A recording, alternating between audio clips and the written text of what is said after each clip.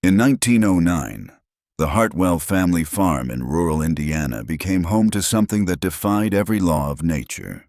What started as a simple prayer for children turned into a nightmare that consumed an entire bloodline. The townsfolk called it a blessing. The church called it divine intervention. But when investigators arrived 3 months later, they found something far more sinister lurking beneath the surface of this growing family. The official records were sealed. The farmhouse was burned to the ground. And the truth about what really happened to the Hartwells remained buried for over a century. Until now. Martha Hartwell stood in her kitchen on a cold February morning, watching the snow fall across the empty fields. She had been married to Thomas for 12 years, and in all that time, their prayers had gone unanswered. The other women in Millfield County whispered behind her back at church gatherings. Barren, they called her. Cursed. At 34, Martha had given up hope of ever holding a child of her own. Thomas worked their 100-acre farm alone, his back bent from years of labor that should have been shared with sons. The isolation of their remote property, 5 miles from the nearest neighbor, had become a constant reminder of their childless existence. Every empty bedroom in their 2-story farmhouse echoed with the absence of laughter and small feet. That February night changed everything. Martha found the letter tucked under their front door the next morning. No postmark, no return address. Just yellowed parchment with elegant handwriting that seemed to shimmer in the candlelight. The message was simple. Your prayers have been heard. Prepare your home for the family you have always wanted. Thomas dismissed it as a cruel joke from the townspeople, but Martha kept the letter, studying those strange words that seemed to shift and move when she wasn't looking directly at them.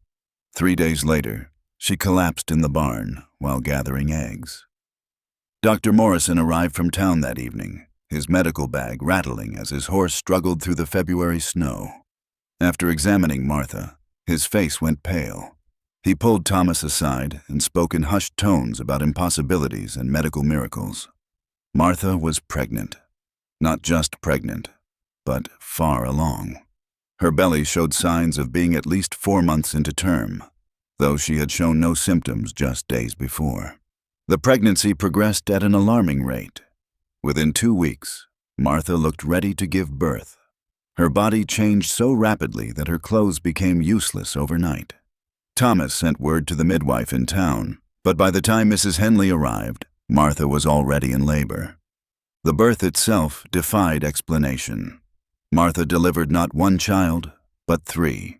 Triplets born just minutes apart, each perfectly healthy and unusually large for newborns. Thomas named them Samuel, Sarah, and Solomon. The babies never cried.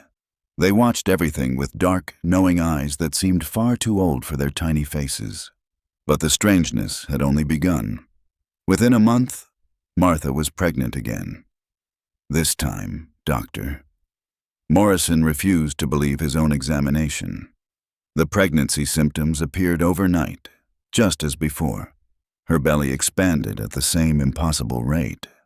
Thomas tried to convince himself this was a blessing, but something deep in his gut told him otherwise. The second birth brought 4 more children: Rebecca, Ruth, Robert, and Rachel. 7 children in 2 months. The farmhouse filled with the sounds of life, but it wasn't the joyful noise Martha had dreamed of. These children were different. They grew faster than normal babies should. By their 2nd week of life, they appeared months old. By their 1st month, they looked like toddlers. The children never spoke, but they seemed to communicate through glances and gestures. They moved together like a single organism, their actions perfectly synchronized. When one was hungry, all 7 would gather at Martha's side. When one was tired, all 7 would lie down in the same position.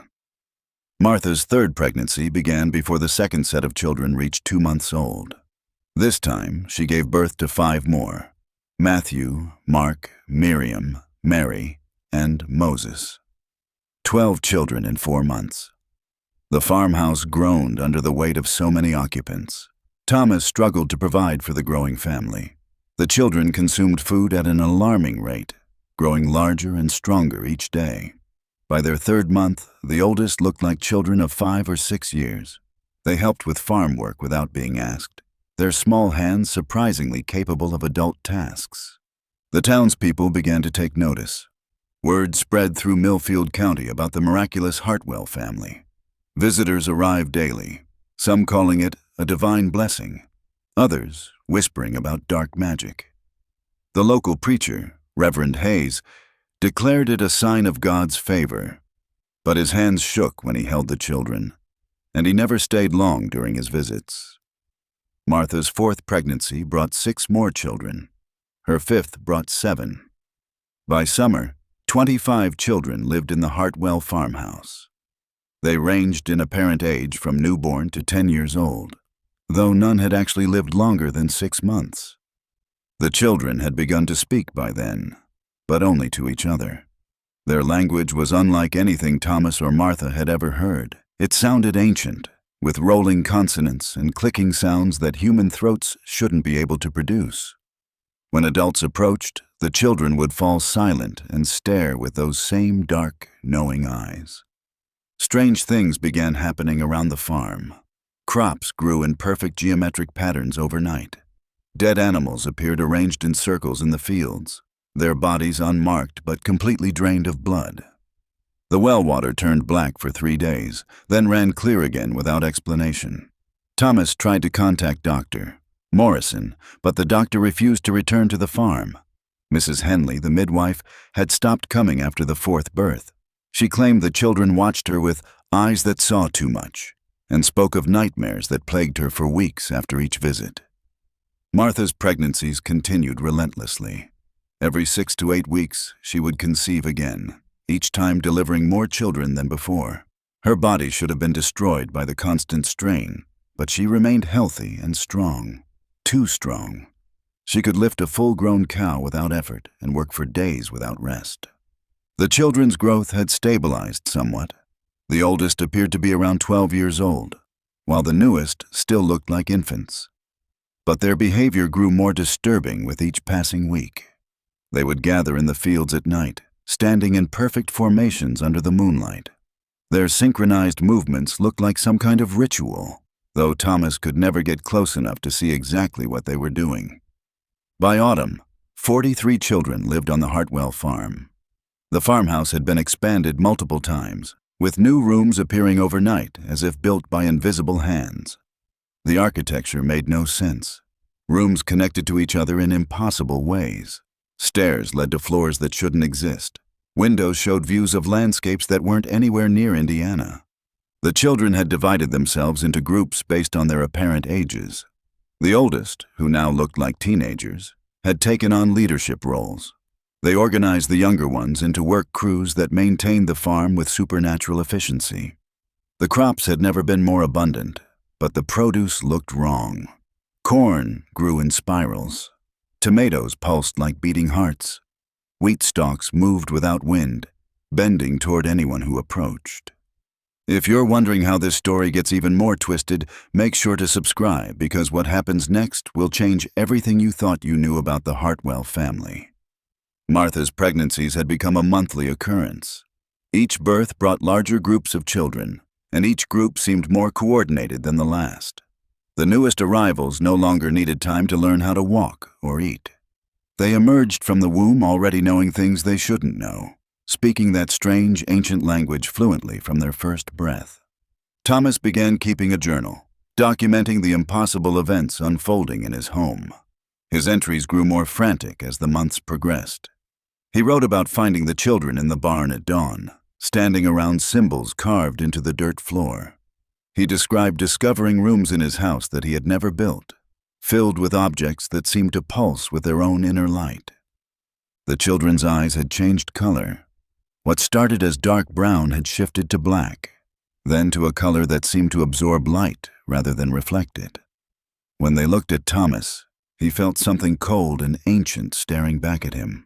Martha seemed unaware of these changes, speaking to the children as if they were perfectly normal babies and toddlers. Winter arrived early that year, bringing snow in October and temperatures that should have been impossible for Indiana. The children seemed unaffected by the cold. They played outside in the snow, wearing only thin clothing, their breath never visible in the frigid air. Neighbors reported seeing lights moving across the Hartwell property at all hours, accompanied by sounds that resembled singing but in no earthly language. The local sheriff, William Crawford, finally decided to investigate after receiving numerous complaints from nearby farmers. Their livestock had been acting strangely, cattle and horses refusing to graze in fields that faced the Hartwell property. Chickens wouldn't lay eggs. Dogs howled continuously throughout the night. Sheriff Crawford's first visit to the farm took place on a gray December morning. He found Thomas working alone in the fields, looking haggard and much older than his 41 years. When Crawford asked about the children, Thomas's response was barely coherent. He spoke about blessings turning into curses and prayers that should never have been answered. Crawford counted 67 children during his visit. They ranged from apparent newborns to what looked like young adults in their early 20s. The older ones watched him with barely concealed hostility, their movements too coordinated to be natural. When he tried to speak to some of the younger-looking children, they responded in that strange language he had heard reports about. Martha appeared to be pregnant again, her belly enormous despite claiming to be only a few weeks along. She served Crawford coffee that tasted like nothing he had ever experienced, bitter and sweet at the same time, leaving his mouth feeling numb for hours afterward. She spoke cheerfully about her growing family, seeming genuinely happy despite the obvious strain the situation was placing on their resources. Crawford left the farm that day with more questions than answers. His official report, filed with the county courthouse, described the Hartwell family as unusual but not criminal. However, his personal notes told a different story. He wrote about children who moved like a single organism, about rooms that were larger inside than they appeared from outside, and about Martha's eyes, which had begun to change color just like her children's. The final pregnancy was different from all the others. Martha's labor lasted 3 days, during which strange lights could be seen from miles away emanating from the farmhouse. The sounds coming from the property were described by witnesses as voices singing in harmony, but not human voices. When the labor finally ended, Martha had delivered 13 children simultaneously. These final children were unlike the others. They emerged already appearing to be 5 or 6 years old, walking and speaking fluently in both the ancient language and perfect English. They showed no signs of being newborns, as if they had skipped infancy entirely. Their eyes were completely black, reflecting no light at all. Thomas's journal entries from this period are barely legible. His handwriting had deteriorated into frantic scrawls, and many passages were written in the same ancient language the children used. The final entry, dated January 15, 1910, contained only one line written in English. "They are not children." Sheriff Crawford's second visit to the farm came 3 days later, accompanied by 2 deputies and Dr. Morrison, who had finally agreed to return after months of Crawford's persuasion. They found the farmhouse empty except for Thomas, who was sitting alone in the kitchen staring at a cold cup of coffee. Thomas appeared to have aged decades in the weeks since Crawford's last visit. His hair had turned completely white, and his face was deeply lined. When asked about Martha and the children, he claimed not to know what Crawford was talking about. He insisted he and Martha had never been able to have children, that they had lived alone on the farm for their entire marriage. Dr. Morrison's examination of the farmhouse revealed no signs that children had ever lived there. The rooms that had been expanded to accommodate the growing family had returned to their original size and layout. The cribs, toys, and children's clothing that had filled the house just days before had vanished without a trace. The only evidence that anything unusual had occurred was found in the barn. Carved into the dirt floor was a complex geometric pattern unlike anything Crawford had ever seen. The symbols seemed to shift and move when viewed directly, causing headaches and nausea in anyone who stared at them for too long. Dr. Morrison refused to enter the barn after his first glimpse of the markings. Martha was nowhere to be found. Thomas claimed she had gone to visit her sister in Ohio, but county records showed Martha had no living relatives. Her disappearance was officially listed as a missing person case, but no investigation was ever conducted. The strange events didn't end with the discovery of the empty farmhouse. Neighbors continued to report unusual activity on the Hartwell property throughout the winter. Lights moved across the fields at night, and the sounds of children playing could be heard echoing across the snow-covered landscape. Livestock in the area continued to behave erratically, and several farmers reported finding their animals dead in the morning, arranged in perfect circles with no signs of injury. Thomas lived alone on the farm for another 2 months, becoming increasingly isolated and incoherent. The few visitors who encountered him during this period described a man who seemed to be carrying on conversations with invisible companions. He was often seen setting the table for dozens of people, preparing enormous meals that he would then leave untouched. On March 20th, 1910, the Hartwell farmhouse burned to the ground. Thomas was found dead inside, though the coroner couldn't determine a cause of death. His body showed no signs of burns, despite being found in the center of the inferno. The fire was blamed on a faulty chimney, but several witnesses reported seeing the flames burn in colors that fire shouldn't produce. The official investigation was led by State Inspector James Morton, who arrived from Indianapolis a week after the fire. His preliminary report described the incident as a tragic accident involving a mentally unstable farmer who had suffered a psychological breakdown after the death of his wife. According to Morton's finding, Thomas and Martha Hartwell had been childless throughout their marriage, and Thomas's claims about having dozens of children were the result of a severe mental illness. However, Morton's private correspondence, discovered decades later in state archives, told a very different story. In letters to his supervisor, Morton described finding evidence that contradicted his official report. Clothing and personal items belonging to dozens of children had been found in the ashes, though these items were omitted from the public record. More disturbing were the photographs Morton took of the burn site, which showed shadows on the ground in the shapes of human figures, far too many to be explained by just Thomas and Martha. The land where the Hartwell farm once stood was purchased by the county and designated as a nature preserve.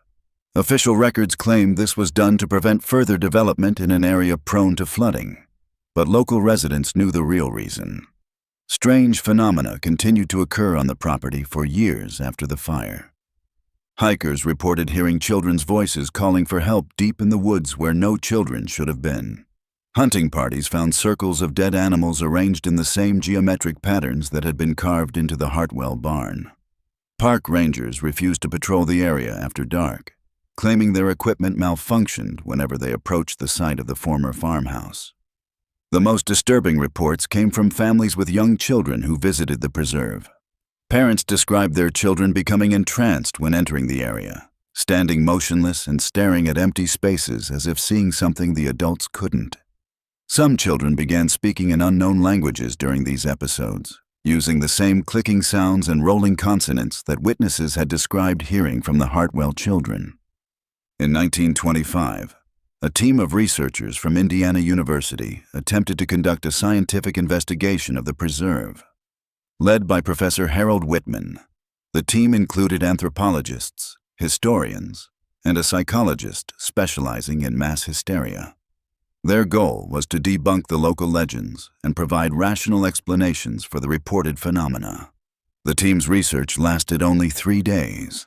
Professor Whitman's final report, which was classified by the university and not released until 1975, described events that challenged everything the researchers thought they knew about reality.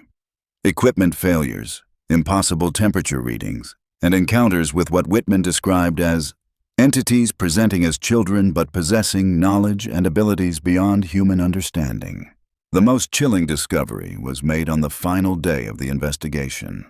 While excavating the foundation of the burned farmhouse, the team uncovered a basement room that didn't appear on any of the original building plans.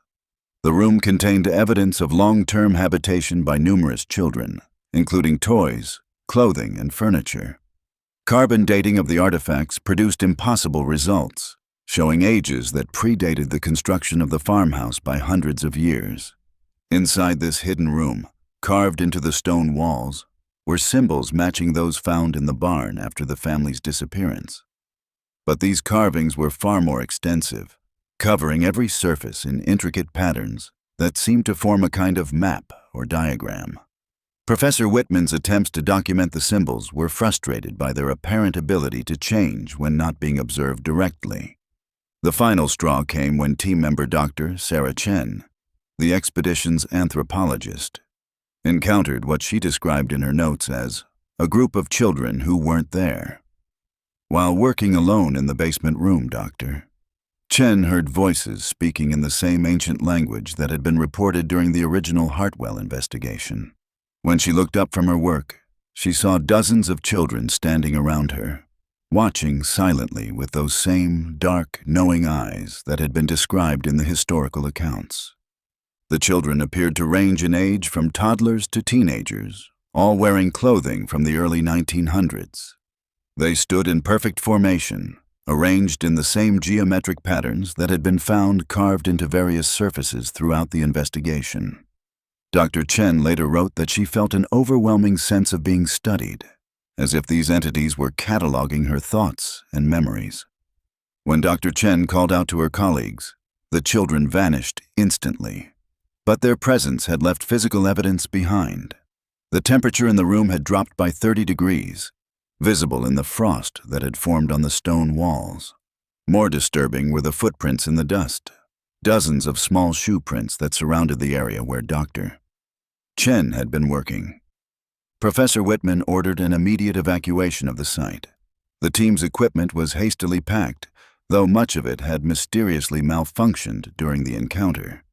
The basement room was sealed with concrete, and the entire excavation site was covered with several tons of fill dirt.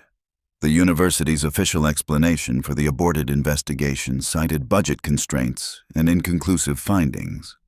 Professor Whitman was quietly transferred to a different department, and Dr. Chen took a sabbatical that lasted the remainder of her career. The other team members signed non-disclosure agreements that prevented them from discussing their experiences for 50 years. But the story of the Hartwell family didn't end with the university investigation. Throughout the decades that followed, reports continued to surface from the area around the former farm. Construction workers building new homes in the expanding suburbs reported finding children's toys and clothing buried in their excavations, items that appeared to be from the early 1900s but were in perfect condition despite being underground for decades. Local hospitals began documenting a strange phenomenon in the 1950s. Women living within a 10-mile radius of the former Hartwell property were experiencing unusual pregnancies. These cases shared common characteristics: rapid progression, multiple births, and children who displayed advanced development from birth. Most disturbing were the reports from nurses who claimed these newborns watched them with an intelligence that was far beyond normal infant capabilities. The medical records from these cases were eventually sealed by court order after a class action lawsuit filed by affected families. The lawsuit claimed that industrial contamination from unknown sources was causing genetic abnormalities in the local population. A settlement was reached out of court, and all records were classified for 99 years. Dr. Elizabeth Morgan, a pediatrician who worked at Millfield General Hospital during this period, kept private notes about the unusual births she attended. Her journal, discovered after her death in 1987, described newborns who seemed to recognize her from previous deliveries, even though she had never seen them before.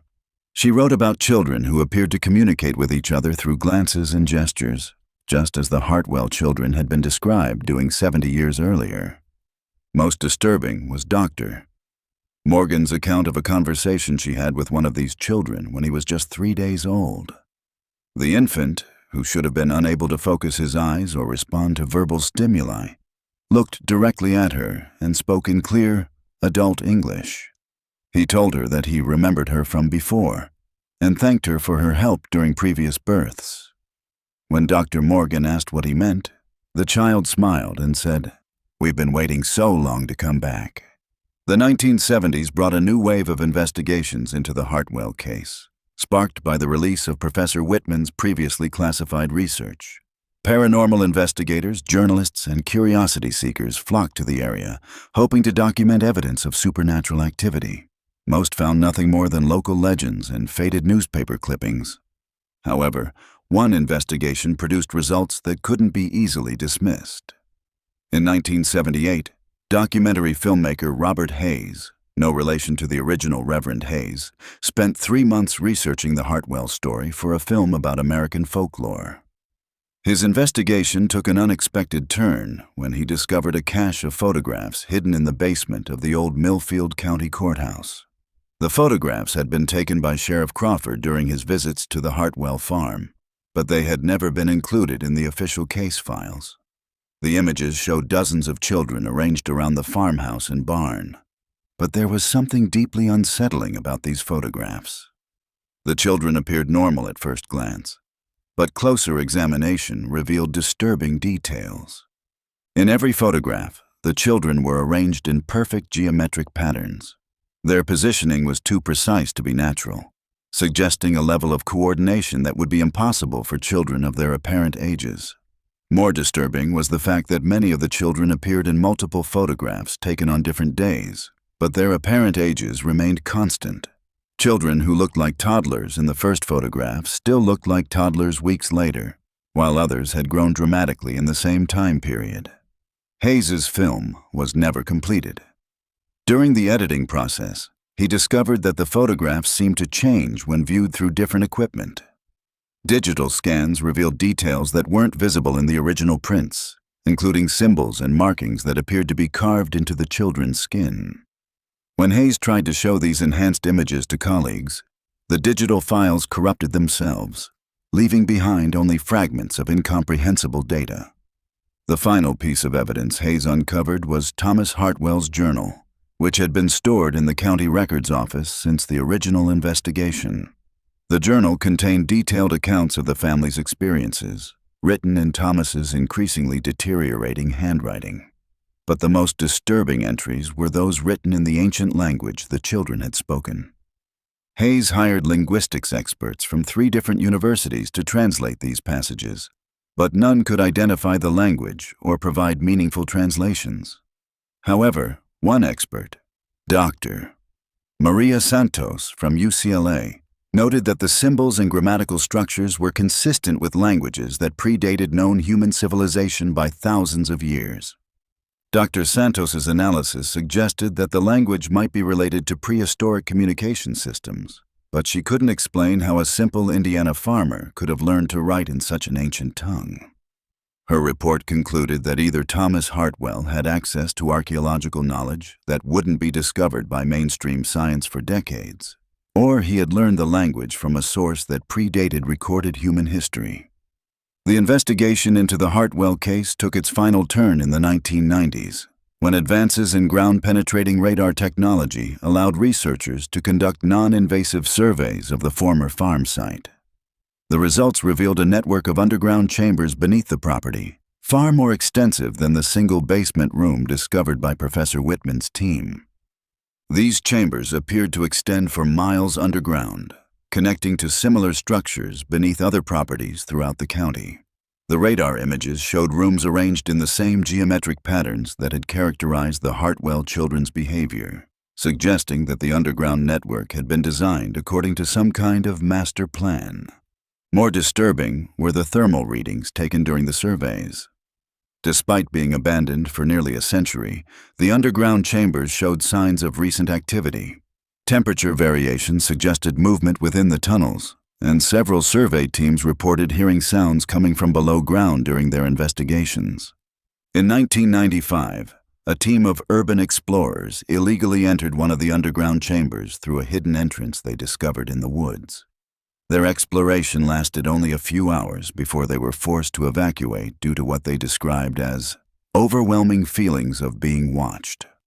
Video footage from their helmet cameras showed tunnel walls covered in the same symbols that had been found in the Hartwell basement, but these carvings appeared to be much older and more extensive. The explorers also documented evidence of recent habitation in the tunnels, fresh footprints in the dust, recently disturbed furniture, and what appeared to be children's toys scattered throughout the chambers. Most disturbing was their discovery of a large room that appeared to be set up as a nursery, complete with dozens of cribs arranged in perfect geometric formations. When the urban explorers tried to return to the site with better equipment, They found that the entrance had been sealed with stones and earth. Attempts to locate other entrances were unsuccessful, and subsequent ground-penetrating radar surveys showed no evidence of the tunnel system they had documented. It was as if the entire underground network had simply disappeared. The official records say the Hartwell family never existed as described in the local legends. Historians point to census data showing only Thomas and Martha, with no mention of children. Skeptics explain the reports as mass hysteria, a case of rural communities creating elaborate folklore to cope with isolated tragedies. But the evidence keeps surfacing. Every few years, construction projects in Millfield County uncover artifacts that don't belong in Indiana soil. Children's clothing from the early 1900s found buried 20 feet underground. Toys carved from materials that don't match any known manufacturing techniques from that period. And always those same symbols carved into rocks and tree roots, spreading like an infection through the earth itself. The families living in the area know something the historians don't. They know about the children who appear in photographs they don't remember taking. They know about the voices that whisper in languages that predate human civilization. And they know that somewhere beneath their feet, in chambers that exist outside normal space and time, the Hartwell family is still growing. Because in 1909, Martha Hartwell didn't just pray for children. She opened a door that should have stayed closed forever. And doors, once opened, are very difficult to shut. The question isn't whether the Hartwell family really existed. The question is whether they ever truly left.